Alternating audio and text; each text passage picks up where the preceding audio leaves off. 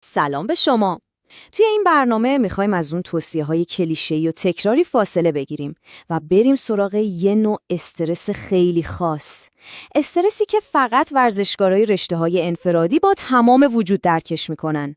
جایی که دیگه خبری از تیم نیست که پشتش قایم بشی. همه چیز، خوب یا بد، فقط و فقط گردن خودته. خب بیایید یه مقایسه ساده بکنیم. استرسی که سر یه پروژه کاری دارید با استرسی که توی امتیاز آخر یه مسابقه پینگ پونگ تجربه می‌کنید اصلاً قابل مقایسه نیست. میدونید چرا؟ چون توی ورزش انفرادی شما کاملاً تنهایید.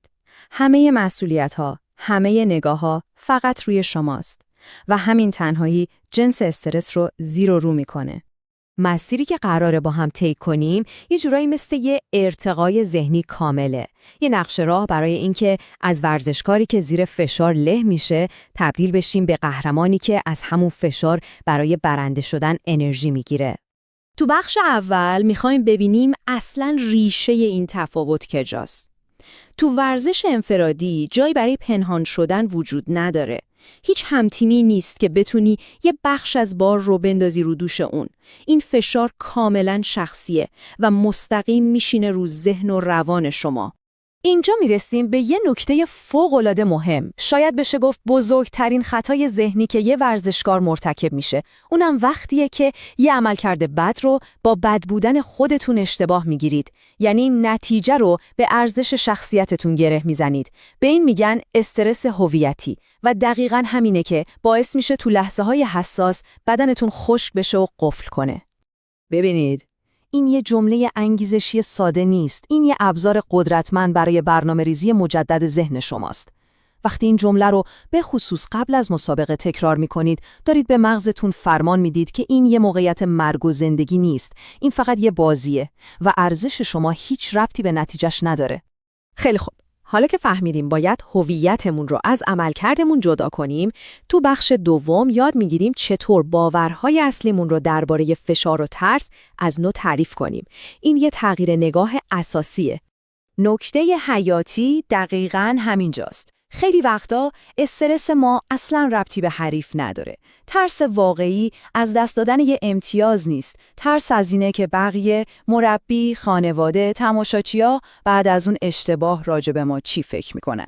اینجاست که تمرکز شما از روی بازی میره روی ذهن بقیه و این یه اشتباه مرگباره. برای حل این مشکل یه تکنیک عالی وجود داره به اسم تونل توجه. قبل از شروع بازی، آگاهانه فقط و فقط روی این سه تا حس تمرکز کنید. هر فکر دیگه‌ای، مخصوصاً نگرانی از قضاوت دیگران، باید بیرون این تونل بمونه. این کار شما رو محکم توی لحظه حال نگه می‌داره. نکته جالب اینجاست که هم ورزشکاری که مضطربه و هم قهرمانی که آماده است، هر دو ضربان قلبشون بالاست. تفاوتشون فقط تو تفسیرشونه. یکی میگه وای دارم میترسم، اون یکی میگه عالیه، بدنم داره آماده میشه. شما میتونید با تغییر این گفتگوی درونی واکنش بدنتون رو به نحو خودتون تغییر بدید. خب، حالا که اصول ذهنی رو مرور کردیم، وقتشه بریم سراغ ابزارهای عملی.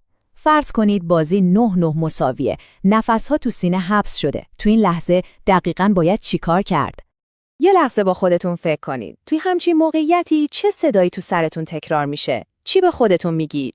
باور کنید، اون صدای درونی خیلی بیشتر از تکنیکتون نتیجه رو مشخص میکنه. تفاوت این دوتا از زمین تا آسمونه. جمله‌ای مثل نکنه خراب کنم یا فقط خراب نکن بدن شما رو تو حالت تدافعی میبره و عضلاتتون رو سفت میکنه. اما جمله‌ای مثل فقط روی این ضربه تمرکز کن یا یه ضربه با کیفیت بزن مغز رو به حالت اجرا میبره و به شما اجازه میده روان و دقیق بازی کنید. این تمرین برای پاک کردن اشتباهات از ذهن فوق‌العاده است. بعد از هر امتیازی که از دست میدید این سه تا کار رو انجام بدید. این یه فرمان به مغزتونه که اون امتیاز تموم شد و رفت. این کار جلوی مارپیچ منفی بافی رو میگیره و به شما اجازه میده با تمرکز 100% برید سراغ امتیاز بعدی. بسیار خوب، بریم سراغ بخش چهارم و یه نگاه کلی‌تر به موضوع بندازیم. سرسختی ذهنی چیزی نیست که یه شبه به دست بیاد. برای ساختنش باید بفهمیم چه چیزهایی تحت کنترل ما هستن و چه چیزهایی نیستن. این دایره کنترل یه ابزار ذهنی خیلی قدرتمنده. میدونید استرس مزمن کی به وجود میاد؟ وقتی که ما انرژی ذهنیمون رو صرف چیزهایی میکنیم که تو ستون خارج از کنترل قرار دارن.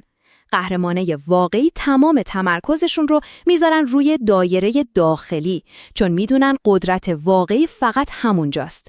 این یه تغییر نگرش اساسیه. خیلی‌ها فکر میکنن استرس باید صفر بشه، ولی این کاملا اشتباهه. استرس صفر یعنی بی‌انگیزگی. چالش واقعی اینه که یاد بگیریم چطور سطح استرس رو تنظیم کنیم. این نمودار مفهوم رو خیلی خوب نشون میده. یه نقطه اوج برای عملکرد همه ما وجود داره. وظیفه شما به عنوان یه ورزشکار حرفه‌ای اینه که خودتون رو بشناسید و یاد بگیرید که با ابزارهایی مثل تنفس، موسیقی یا حرف زدن با خودتون رو به اون نقطه اوج برسونید و همونجا نگه دارید. برای اینکه یه سیستم ذهنی پایدار بسازید، باید از نتیجه استقلال روانی پیدا کنید. یعنی چی؟ یعنی بعد از هر مسابقه به جای اینکه سریع بپرسید بردم یا باختم، این 3 سوال رو از خودتون بپرسید. اگه جوابتون به اینها مثبته، شما رشد کردید، حتی اگه نتیجه رو باخته باشید. و بالاخره میرسیم به بخش آخر. اینجاست که دیگه نگاهمون به استرس کاملا عوض میشه. جایی که استرس رو از یه مانع به یه مزیت و یه نقطه قوت تبدیل میکنیم. این چکیده و پیام اصلی تمام این بحثه. قهرمان‌های بزرگ از استرس فرار نمی‌کنن. یاد می‌گیرن چطور مهارش کنن و از انرژی عظیمش به نفع خودشون استفاده کنن. کلید شکوفایی پتانسیل واقعی شما اینه که با استرس یه رابطه جدید و هوشمندانه بسازید. و در نهایت این سوالیه که برای شما باقی میمونه. این یه انتخابی بین تمرکز روی نتیجه صرف و تمرکز روی مسیر رشد. این انتخاب میتونه تعریف شما از موفقیت رو برای همیشه تغییر بده و راه رو برای یه قهرمانی پایدار باز کنه، نه فقط چند تا پیروزی گذرا.